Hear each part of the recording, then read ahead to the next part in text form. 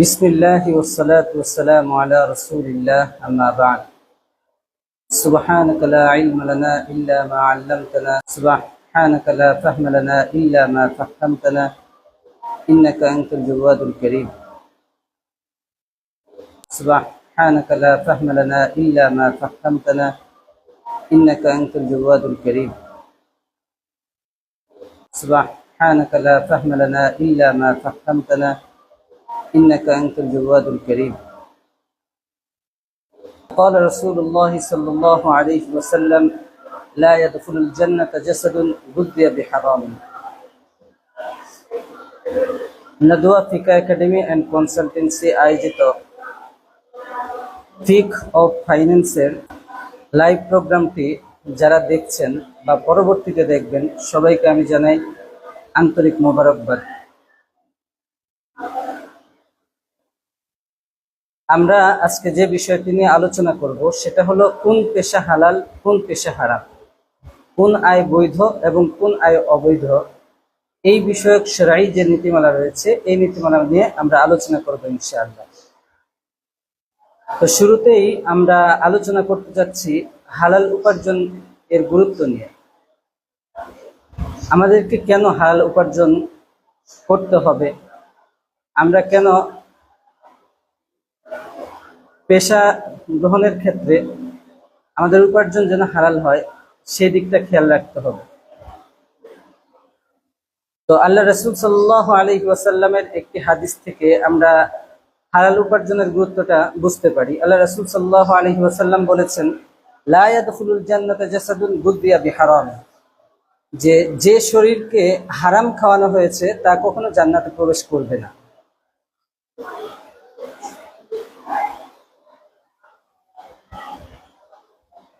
তো আমরা বিভিন্ন পেশা গ্রহণ করি, দিনের একটা দীর্ঘ সময় আমরা আমাদের পেশায় ব্যয় করি। তো এত দীর্ঘ সময় আমরা পেশায় ব্যয় করার পরেও যদি আমাদের লুকমা হালাল না হয়, তাহলে আল্লাহ রাসূল সাল্লাল্লাহু আলাইহি ওয়াসাল্লামের সাবধানবাণী যে জান্নাতে প্রবেশ করা যাবে না।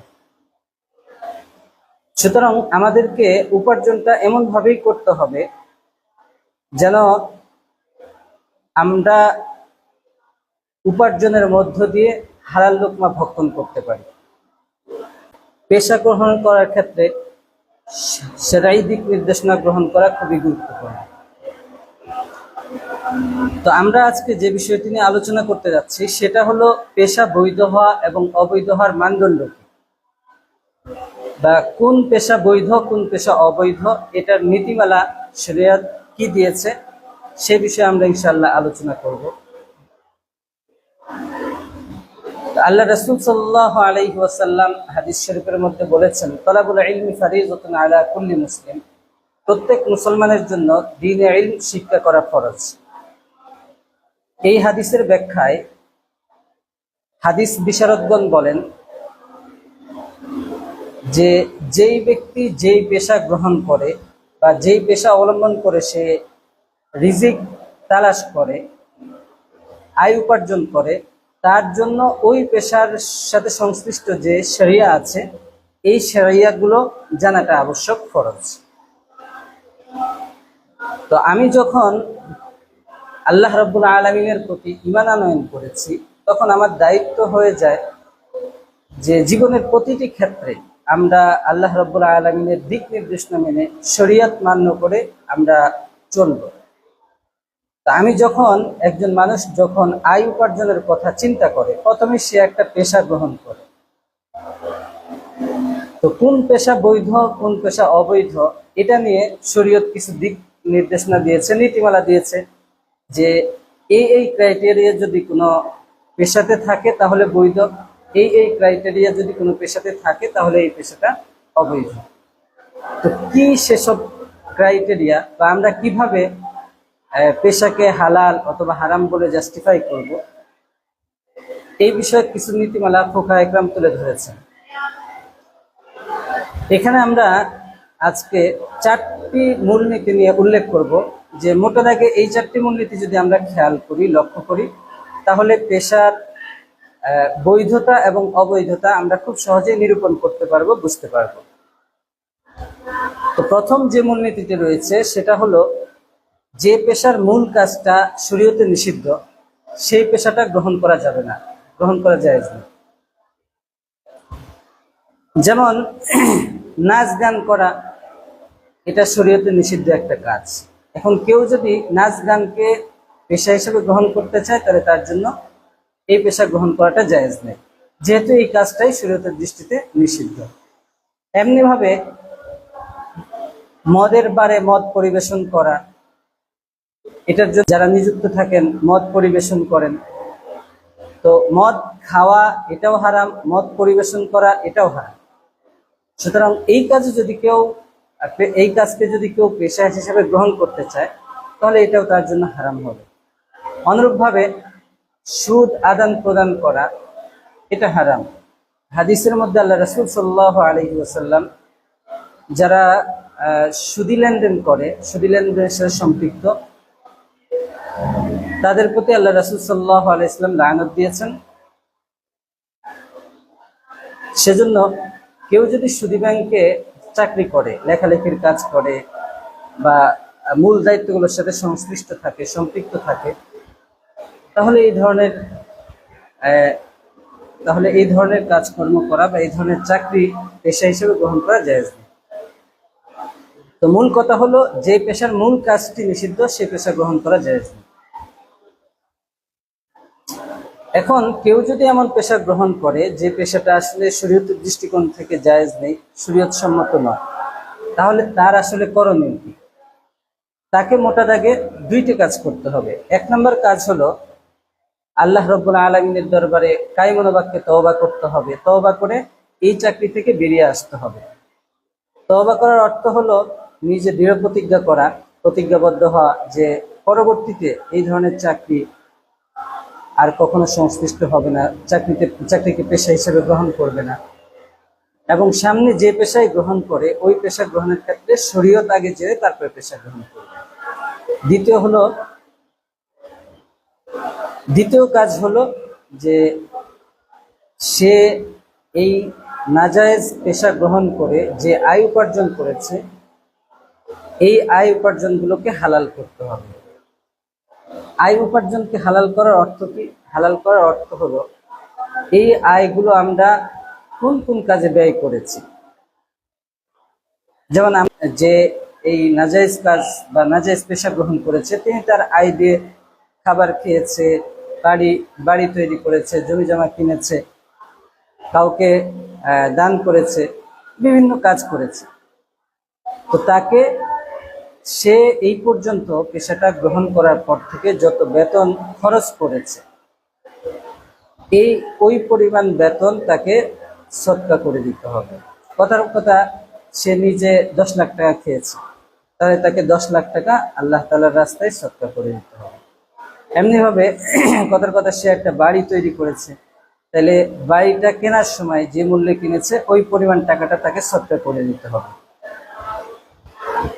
এখন যদি হয় এমন যে অনেক টাকা সে উপার্জন করেছে, অনেক টাকা সে খরচ করেছে, এগুলো একসঙ্গে দেওয়াটা তার পক্ষে পসিবল না, সম্ভব না, তাহলে করণীয় কি? তাহলে তার জন্য করণীয় হলো অল্প অল্প করে টাকাগুলো পরিশোধ করা। তো যখন যেই পরিমাণ টাকা সে ব্যয় করেছে ওই পরিমাণ টাকা সদকা করে দিবে, তখন সে দায়িত্ব মুক্ত হয়ে গেল। এই দুইটি কাজ যদি কেউ করে তাহলে সে তার যেই হারাম পেশা গ্রহণ করেছে এটার এক ধরনের কাফারা হয়ে গেল। এবার আসুন আমরা দ্বিতীয় মূলনীতি আলোচনা করি, কোন পেশা বৈধ, কোন পেশা বৈধ নয়। এর দ্বিতীয় মূলনীতিটা হলো এই যে পেশার মূল কাজটি হালাল হারাম মিশ্রিত, অর্থাৎ কখনো কখনো হারাম কাজেও জড়াতে হয়, আবার কখনো হালাল কাজও এটার মধ্যে রয়েছে। এমন যদি হয় তাহলে এই ধরনের পেশাগুলো এড়িয়ে চলা উচিত, কারণ এটা হলো ঝুঁকিপূর্ণ। যেমন সরকার একটা জুলুমের আইন করলো, এখন এই আইনটাকে প্রয়োগ করতে হবে। তো তো প্রয়োগ করার জন্য যাদেরকে দায়িত্ব দেওয়া হচ্ছে, এই যে যারা দায়িত্ব গ্রহণ করছে, তার এই দায়িত্ব গ্রহণ করাটা জায়েজ না। এখন তার এক্ষেত্রে করণীয় কি?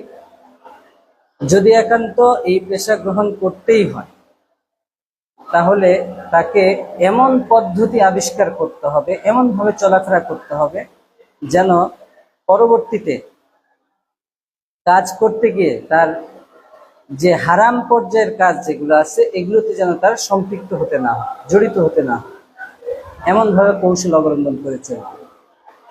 আর দ্বিতীয়ত, একান্ত যদি অপারগ হয়ে এই ধরনের কোনো কাজ করেও ফেলে, তাহলে যে কয়দিন এই কাজটা করেছে বা যতটুকু সময় এই কাজের পেছনে ব্যয় করেছে, ততটুকু সময়ের যে ইনকামটা আছে, আয়টা আছে, বেতন আছে, অতটুকু বেতন সে সদকা করে দিতে হবে। তো উত্তম হলো বা এই কাজটা এড়িয়ে চলাই, এই পেশাটা এড়িয়ে চলাই উচিত। একান্ত যদি বাধ্য হয়ে পেশা অবলম্বন করতেই হয়, তাহলে এভাবে সে কাজটা করতে পারে। তৃতীয় মূলনীতি হলো যে পেশা বৈধ, পেশার যে মূল কাজ রয়েছে কাজটা বৈধ, কিন্তু এই কাজের এই পেশার যে বেতনের উৎস রয়েছে উৎসটা হারাম, তাহলে এই ধরনের পেশাও অবলম্বন করা ঠিক না, জায়েজ নেই। যেমন কেউ সুদী ব্যাংকে মূল দায়িত্বে নাই, বরং আনুষঙ্গিক যে কাজবাজ যেগুলোতে সুদের সম্পৃক্ততা নেই, যেমন দারোয়ানি করা, এই জাতীয় কোনো কাজবাজ করা, তো এই ধরনের পেশাও গ্রহণ করা জায়েজ নেই। এর কারণ হলো, যেই প্রতিষ্ঠান সুদী কাজ কারবারে লিপ্ত থাকে, জড়িত থাকে, তাদের মূলত আয়ের অধিকাংশ ক্ষেত্রেই দেখা যায় তাদের আয়ের অধিকাংশ উৎসই হলো হারাম। তো হারাম উৎস থেকে নিশ্চিতভাবে জেনে বেতন গ্রহণ করা জায়েজ নেই। সেজন্য এই পেশাটাও এড়িয়ে চলা উচিত। যেমন একটা উদাহরণ দেওয়া হলো, সুদী ব্যাংকে দারোয়ানির চাকরি করা। এমনিভাবে কেউ যদি এমন হয় যে, যেমন ধরেন সুদী চাকরি করে, সুদী ব্যাংকে চাকরি করে বা সুদী প্রতিষ্ঠানে চাকরি করে, এমন ব্যক্তির বাড়িতে কথার কথা চাকরি নিতে চাচ্ছে বা তার সন্তানকে পড়াচ্ছে বা এই জাতীয় কোনো কিছু, এমন যদি হয়, তাহলে এই ধরনের চাকরি বা এই ধরনের কাজ করাও, এই ধরনের কাজকেও পেশা হিসেবে গ্রহণ করা জায়েজ না। এমনি হবে সুদী কাজবাজ করে এমন প্রতিষ্ঠানে ডাক্তার হিসেবে নিয়োগ হওয়া, বা তারা যদি কথার কথা মসজিদ দেয় নামাজ পড়ার জন্য কর্মচারীদের, ওই ধরনের মসজিদে চাকরি গ্রহণ করা, এগুলোও জায়েজ নেই।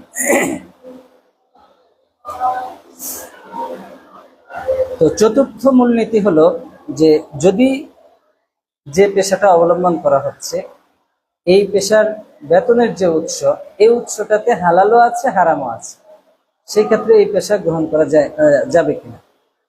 এই ধরনের ক্ষেত্রেও প্রথম কথা হলো, এই ধরনের পেশাও এড়িয়ে চলা উচিত, বিরত থাকা উচিত। একান্ত যদি বাধ্য হয়ে এই ধরনের পেশা অবলম্বন করতেই হয়, তাহলে সেক্ষেত্রে দেখতে হবে যে তাদের আয়ের উৎসটা কোনটা বেশি, হালাল বেশি নাকি হারাম বেশি। যদি হালাল বেশি হয়, তাহলে বেতন ভাতা গ্রহণ করা বৈধ। আর যদি হারাম বেশি হয়, তাহলে আগে যে মূলনীতি বলা হলো ওই মূলনীতির আলোকে এই ধরনের পেশা গ্রহণ করাই জায়েজ হবে না। তো মোটা দাগের এই চারটা মূলনীতি যদি আমরা খেয়াল করি, অর্থাৎ আমি কোনো একটা পেশা গ্রহণ করার আগে চারটা বিষয় খেয়াল করলাম, যে কাজটা বৈধ কিনা, বৈধ কাজ কিন্তু মাঝে মধ্যে অবৈধ কোনো কাজ করতে হয় কিনা, অথবা বেতনের উৎস হারাম কিনা, অথবা হালাল হারাম মিশ্রিত কিনা। এই চারটা পয়েন্টে যদি আমরা চেক করি, এরপরে আমরা পেশা গ্রহণ করি, তাহলে আমি হালাল পেশা পর্যন্ত পৌঁছাতে পারব। তো একটা পেশা বা এই চারটা ক্রাইটেরিয়ার যে পেশাগুলো আছে, এই সমস্ত পেশাগুলো গ্রহণ করা জায়েজ নেই। এর বাইরে যে পেশাগুলো রয়েছে স্বাভাবিক অবস্থায়, ওই সমস্ত পেশা গ্রহণ করা জায়েজ। বাকি এরপরও যে কোনো পেশা গ্রহণ করার ক্ষেত্রে প্রথমেই আস্থাভাজন, আপনার আশপাশে যে সমস্ত ওলামা ইকরাম রয়েছেন তাদের সাথে কথাবার্তা বলতে হবে, এই পেশার বিস্তারিত বিষয়গুলো তাকে জানাতে হবে। এরপরে যদি উনি বলেন যে হ্যাঁ এই পেশাটা গ্রহণ করা যেতে পারে, তাহলে গ্রহণ করা উচিত। তো এই মোটামুটি কোন পেশা বৈধ কোন পেশা অবৈধ এর একটি সংক্ষিপ্ত কিছু মূলনীতি নিয়ে আলোচনা করা হলো। এখন আসেন, আমরা অনেক সময় পেশার বাইরেও বিভিন্ন কাজকর্ম করি। যে আমার পেশা, যেমন ধরেন আমি কথা কথা মাদ্রাসায় পড়াই, ইসলামী অর্থনীতিতে কাজ করি, এর বাইরেও আমার কিছু আয় উপার্জনের কিছু ক্ষেত্র রয়েছে যেগুলো অবলম্বন করে আমি আয় উপার্জন করি। তো এই ধরনের ক্ষেত্রে প্রশ্ন আসে যে কোন আয়টা হালাল কোন আয়টা হারাম। তো এই ক্ষেত্রেও কিছু মূলনীতি রয়েছে। যেমন যে আমি যে পেশাটা গ্রহণ করেছি এই পেশাটাই যদি হারাম হয় তাহলে এটার পারিশ্রমিক হারাম, যেটা আমরা আগে আলোচনা করেছি। যে জিনিসটা অবলম্বন করে আমি উপার্জন করতে যাচ্ছি বা আয় করতে যাচ্ছি, ওই জিনিসটা যদি ব্যবহার যদি হারাম ক্ষেত্রে হওয়াটাই নিশ্চিত হয় তাহলে এই ধরনের কাজের পারিশ্রমিক নেওয়া জায়েজ নেই। যেমন নাকি কেউ একজন ঢোল তবলা বা এই জাতীয় জিনিসগুলো যেগুলো সাধারণত হারাম ক্ষেত্রেই ব্যবহৃত হয়, এই জাতীয় মেরামত করছে, মেরামতের কাজ গ্রহণ করছে। তো এই ধরনের কাজ, তো যেহেতু ঢোল তবলা এগুলোর ব্যবহারটা হারাম ক্ষেত্রে হওয়াটাই নিশ্চিত, এই জন্য এই ধরনের কাজ করে এর পারিশ্রমিক নেওয়া বৈধ নয়। এমনিভাবে যদি বস্তুটার ব্যবহার হারাম ক্ষেত্রে হওয়া নিশ্চিত না হয়, বাকি অধিকাংশ ক্ষেত্রেই হারাম হারাম কাজেই ব্যবহৃত হয় বস্তুটা, এমন যদি হয় তাহলে এমন বস্তু বিক্রি করে বা এমন বস্তুকে অবলম্বন করেও আয় করা জায়েজ নেই। যেমন নাকি কেউ কথার কথা ডিশ লাইনের কাজ করে, ডিশ লাইনের সংযোগ দেয়। তো ডিশ লাইনের দ্বারা বেশিরভাগ ক্ষেত্রেই যেহেতু আপনার শরীয়ত সম্মত নয় এমন কাজে ব্যবহার করা হয়, এই জন্য এই ধরনের কাজ করে এসবের উপার্জন করাও বৈধ হবে। এছাড়া আরো কিছু দিক আছে, যেমন শরীয়তের দৃষ্টিতে বিনিময়যোগ্য নয় এমন কোনো কাজ করে এর পারিশ্রমিক গ্রহণ করা, এটাও জায়েজ না। এটার বিভিন্ন রকম ব্যবহার আমাদের সমাজে দেখা যায়। যেমন একটা প্রসিদ্ধ উদাহরণ হলো যে গ্রামের যে সমস্ত ডাক্তাররা থাকেন তাদের সাথে শহরের বড় বড় ডাক্তারদের সাথে যোগাযোগ থাকে। তো গ্রামের ডাক্তারের কাছে যে রোগীরা আসেন, ওনাদের মধ্যে কেউ যদি বড় ধরনের কোনো রোগে আক্রান্ত হন যেটা চিকিৎসা তিনি নিজে দিতে পারছেন না, তাহলে সেক্ষেত্রে এই ছোট ডাক্তার শহরের বড় ডাক্তারের কাছে রেফার করে, তো বা হাসপাতালে রেফার করে। তো হাসপাতালের সাথে তাদের একটা চুক্তি থাকে যে আমি আমার রেফারে যে লোককে পাঠাবো তার তার থেকে একটা পার্সেন্টেজ আমাকে দিতে হবে, এরকম একটা চুক্তি থাকে। তো এই যে রোগী পাঠিয়ে পার্সেন্টেজ গ্রহণ করা, তো রোগী পাঠানো একজন লোকের সহযোগিতা করা হলো, এই কাজটা শরীয়তের দৃষ্টিতে বিনিময়যোগ্য কোনো কাজ না। সে কারণে এই কাজ করে বা এরকম সহযোগিতা করে বিনিময় নেওয়া যায়। আরেকটি বিখ্যাত উদাহরণ রয়েছে, যেমন অনেকেই আছেন যে তিনি তার বিভিন্ন নেটওয়ার্কে কাজে লাগিয়ে কারো চাকরি বাকরির ব্যবস্থা করে দেন, সেক্ষেত্রেও তিনি বিভিন্ন পার্সেন্টেজ দাবি করেন। এই যে চাকরি বাকরি ব্যবহার করে দেওয়া, একজন ভাইয়ের উপকার করা, এই ধরনের কাজ, এই কাজগুলো শরীয়তের দৃষ্টিকোণ থেকে বিনিময়যোগ্য কোনো কাজ নয়, সেজন্য এই কাজের বিনিময় গ্রহণ করা জায়েজ নেই। তো এইভাবে আরো বিভিন্ন দিক রয়েছে বা বিভিন্ন কাজ আছে যেগুলো অবলম্বন করে আমরা আয় উপার্জন করে থাকি। তো সেগুলোর ক্ষেত্রেও কোনটা হালাল কোনটা হারাম, কোনটা অবলম্বন করে আমি আয় উপার্জন করতে পারবো, কোনটা অবলম্বন করে আয় উপার্জন করতে পারবো না, এগুলোর ক্ষেত্রে শরীয়ত কি বলে এই দিকটা আমাদের দেখা উচিত। যখনই কোনো জায়গায় বেনিফিটের প্রশ্ন আসবে তখনই ওই দিকটা নিয়ে বিজ্ঞ কোনো ওলামা ইকরামের সাথে আলোচনা করা, যে আসলে এই কাজটা বা এভাবে আমি বেনিফিট নিতে পারি কিনা, এটা বৈধ কিনা, এই বিষয় নিয়ে আলোচনা করা উচিত।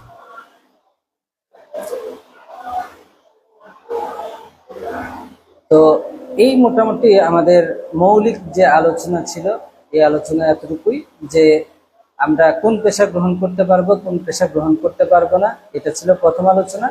দ্বিতীয় আলোচনা হলো কোন জিনিস অবলম্বন করে আমি আয় করতে পারবো, আয় করাটা হালাল হবে, কোন জিনিস অবলম্বন করে আমি আয় করতে পারবো না, আয় করাটা হালাল হবে না।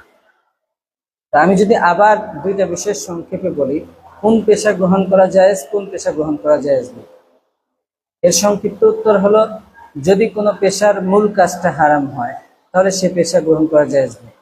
যদি কোনো পেশার মূল কাজটা হালাল হারাম মিশ্রিত থাকে তাহলে ওই পেশাটা এড়িয়ে চলা উত্তম। যদি কোনো পেশার মূল কাজটা হালাল কিন্তু বেতনের উৎস হলো হারাম, তাহলে ওই পেশা গ্রহণ করা জায়েজ নেই।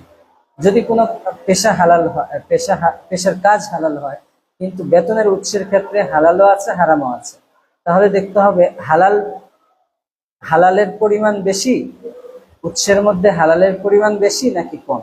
যদি বেশি হয় পেশা গ্রহণ করা জায়েজ, যদি বেশি না হয় কম হয় তাহলে পেশা গ্রহণ করা যাবে না। এই মোটা দাগের এই 4টা বিষয় যদি আমরা খেয়াল করি তাহলে কোন পেশা বৈধ কোন পেশা বৈধ নয় এই বিষয়টা আমরা নিশ্চিত হতে পারবো, সহজে বুঝে নিতে পারবো। এরপরে কোন আয় বৈধ কোন আয় বৈধ না, এই ক্ষেত্রে আমরা কয়েকটা দিক খেয়াল রাখতে পারি। 1 নম্বর হলো যেই কাজটা হারাম ওই কাজ করে আয় উপার্জন করাও জায়েজ নেই। এরপরে যেই কাজের প্রয়োগ ক্ষেত্র অধিকাংশ ক্ষেত্রেই নিশ্চিতভাবে হারামে হয়, ওই কাজ করেও আয় উপার্জন করা বৈধ নয়। যেই কাজের প্রয়োগ ক্ষেত্র অধিকাংশ ক্ষেত্রেই হারাম কাজে হয়, ওই কাজ করেও আয় উপার্জন করা বৈধ নয়। শরীয়তের দৃষ্টিতে যেই জিনিসটা বা যেই কাজ যে পদ্ধতি বিনিময়যোগ্য নয়, ওই ধরনের পদ্ধতি অবলম্বন করে বিনিময় গ্রহণ করা, এর মাধ্যমে আয় উপার্জন করা, এটাও বৈধ নয়। এই ছিল মোটামুটি মৌলিক আলোচনা। এখন আসুন আমরা কিছু উদাহরণের মধ্যে যাই, কিছু প্রশ্নোত্তরের মধ্যে দিয়ে যাই। চাকরি সংক্রান্ত কিছু গুরুত্বপূর্ণ প্রশ্ন রয়েছে যেগুলো অনেকেই জিজ্ঞাসা করেন। তো এই জাতীয় 5টি প্রশ্ন নিয়ে আমরা এই পর্যায়ে আলোচনা করব। তো প্রথম প্রশ্নটি হলো যে ঘুষ দিয়ে চাকরি নেওয়া জায়েজ কিনা। ঘুষ দিয়ে চাকরি নেওয়া জায়েজ কিনা এই প্রশ্নের উত্তরটাকে 2 ভাগে ভাগ করতে হবে। প্রথম হলো যে ঘুষ দেওয়ার বিধান কি। তো এটা সুস্পষ্ট, ঘুষ দেওয়াও হারাম নেওয়াও হারাম। আল্লাহ রাসূল সাল্লাল্লাহু আলাইহি ওয়াসাল্লাম ঘুষদাতা এবং ঘুষ গ্রহীতা উভয়কেই অভিসম্পাদ দিয়েছেন, লানত দিয়েছেন। এজন্য ঘুষ দিয়ে মানে ঘুষের কাজ করা যাবে না, ঘুষ দেওয়া যাবে না, নেওয়া যাবে না। যেহেতু চাকরি নিতে গিয়ে ঘুষ দিতে হচ্ছে, এই জন্য ঘুষ দিয়ে চাকরি নেওয়াটা ঠিক না, জায়েজ নেই। দ্বিতীয় কথা হলো কেউ যদি ঘুষ দিয়ে চাকরি নিয়ে ফেলে তাহলে কি হুকুম। তো কেউ যদি ঘুষ দিয়ে চাকরি নিয়ে ফেলে তাহলে প্রথম কথা হলো ঘুষ দিয়েছে এই জন্য তার কবিরা গুনাহ হয়েছে, আল্লাহ রাব্বুল আলামিনের কাছে তওবা করতে হবে, সামনে এই ধরনের কাজ আর করা যাবে না। দ্বিতীয় কথা হলো সে ঘুষ দিয়ে যে চাকরি নিয়েছে, এখন সে আসলে চাকরির যোগ্য কিনা। যদি যোগ্য হয় তাহলে চাকরিতে জয়েন করার পরে সে যথাযথভাবে দায়িত্ব আঞ্জাম দিচ্ছে কিনা। যদি এই 2টা নিশ্চিত হয় তাহলে ওই চাকরি থেকে যে উপার্জনটা হবে ওই উপার্জনটা বৈধ হবে। কিন্তু যদি সে যোগ্য না হয়, অযোগ্য হয়, তাহলে সেক্ষেত্রে একদিকে ঘুষ দেওয়ার কারণে তার কবিরা গুনাহ হবে, অন্যদিকে অন্য প্রার্থীদের হক নষ্ট করার কারণে এই কারণেও তার গুনাহ হবে। সেজন্য তাহলে মূল কথা কি দাঁড়ালো যে ঘুষ দিয়ে চাকরি নেওয়া জায়েজ নেই। কেউ যদি নিয়ে ফেলে তাহলে সে যদি যোগ্য হয় এবং কাজটা যথাযথভাবে পালন করে তাহলে তার জন্য বেতন গ্রহণ করা বৈধ হবে। আর যদি সে যোগ্য না হয় তাহলে তার 2 দিক থেকে কবিরা গুনাহ হবে। একটা হলো ঘুষ দেওয়ার কারণে কবিরা গুনাহ হচ্ছে, আর একটা হলো অন্যের হক নষ্ট করার কারণে কবিরা গুনাহ হচ্ছে। দ্বিতীয় প্রশ্ন, মিথ্যা বলে কি চাকরি দেওয়া বৈধ। মিথ্যা বলে যদি চাকরি নেয় তাহলে এই চাকরির বেতন হালাল হবে নাকি হারাম হবে। তো এখানেও আগের মতো কথা যে এই প্রশ্নের 2টা দিক। একটা হলো মিথ্যা বলে চাকরি নেওয়া, দ্বিতীয় হলো চাকরি নেওয়ার পরে বেতনটা হালাল হবে নাকি হারাম হবে। তো যদি কোনো ব্যক্তি মিথ্যা কথা বলে তাহলে সুস্পষ্ট এটা কবিরা গুনাহ, এটার জন্য তার আলাদা গুনাহ হবে। মিথ্যা বলে চাকরি নেওয়াটা জায়েজ নেই। এখন কেউ যদি নিয়ে ফেলে তাহলে সেক্ষেত্রে দেখতে হবে যে সে আসলেই কাজটার জন্য যোগ্য কিনা এবং দায়িত্ব নেওয়ার পরে যথাযথভাবে দায়িত্ব পালন করলো কিনা। যদি যোগ্যও হয় এবং দায়িত্বও যথাযথভাবে পালন করে তাহলে সেক্ষেত্রে তার জন্য বেতন বৈধ এবং পরবর্তীতে চাকরিটা কন্টিনিউ করাও বৈধ। কিন্তু মিথ্যার কারণে তার গুনাহ হবে, এটার জন্য আল্লাহর দরবারে তওবা করতে হবে। কিন্তু সে যদি যোগ্য না হয় তাহলে এই ক্ষেত্রে দুই ধরনের গুনাহ হবে। কবিরা গুনাহ, মিথ্যা কথা বলেছে, কবিরা গুনাহ হবে। আর দ্বিতীয় হলো যে সে অযোগ্য, অন্যের হক নষ্ট করেছে, এজন্য তার গুনাহ হবে। এবার আসেন তৃতীয় প্রশ্ন, ওকালতি যে পেশা রয়েছে এই পেশাটা হালাল নাকি হারাম? ওকালতির পেশা হালাল নাকি হারাম? তো দুর্ভাগ্যজনক হলেও সত্য যে আমাদের দেশের প্রচলিত আইনগুলো মানব রচিত আইন। তবে এই আইনগুলোর মধ্যে অনেক আইনই এমন রয়েছে যেগুলো শরীয়তের সাথে সাংঘর্ষিক না, আবার কিছু আইন আছে যেগুলো শরীয়তের সাথে সাংঘর্ষিক। তো যে আইনগুলো শরীয়তের সাথে সাংঘর্ষিক সেগুলোর প্র্যাকটিস করা যাবে না, কিন্তু যে আইনগুলো শরীয়তের সাথে সাংঘর্ষিক নয় সে আইনগুলো চাইলে প্র্যাকটিস করতে পারে। চতুর্থ প্রশ্ন, সুদী লোন গ্রহণকারী প্রতিষ্ঠানে চাকরি করা বৈধ কিনা? তো এখানে দুইটা দিক। এক নম্বর হলো এই প্রতিষ্ঠানের জন্য সুদী লোন গ্রহণ করা ঠিক কিনা, এটা সুস্পষ্ট বিষয়, ইনভেস্টর জন্য লোন গ্রহণ করা জায়েজ নেই। দ্বিতীয় হলো যে যেই প্রতিষ্ঠান সুদী লোন নিয়ে তাদের উৎপাদন করছে, বিভিন্ন রকম কাজ বাজ করছে, সেখানে চাকরি করা বৈধ কিনা। তো এই ধরনের প্রতিষ্ঠানে চাকরি করা বৈধ। কেন বৈধ? এর কারণ হলো যে এই প্রতিষ্ঠানের মূল যে কাজ সেই কাজটা বৈধ এবং বেতনের যে উৎস আছে এটাকে আপনি নিশ্চিতভাবে হারাম বলতে পারেন। আবার সুনিশ্চিতভাবে তা জানাও যাচ্ছে না, সেজন্য এই ধরনের প্রতিষ্ঠানে কাজ করাটা বৈধ। বাকি প্রতিষ্ঠানের জন্য এই ধরনের সুদী লোন নিয়ে প্রতিষ্ঠান কন্টিনিউ করা এটা ঠিক না, জায়েজ নেই। এখন কোনো ব্যক্তির কাজ যদি এমন হয় যে প্রতিষ্ঠান বিভিন্ন সময়